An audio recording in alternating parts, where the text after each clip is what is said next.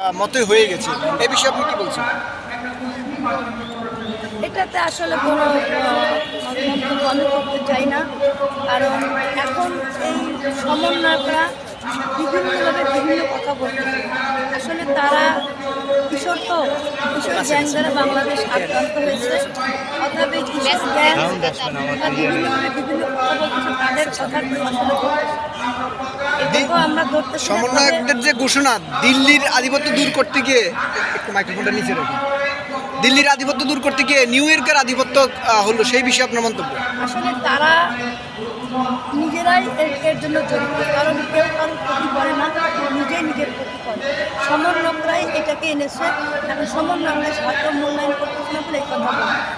But বাংলাদেশটা স্বগতিতে চলেছে।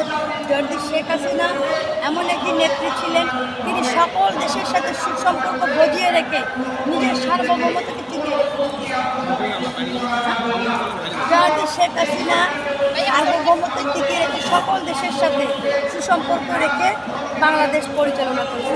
অতএব আমরা আবারও বলতে চাই, জয়ন্তী শেখ হাসিনা সরকার বারবার দরকার। জয় বাংলা, জয় বাংলা।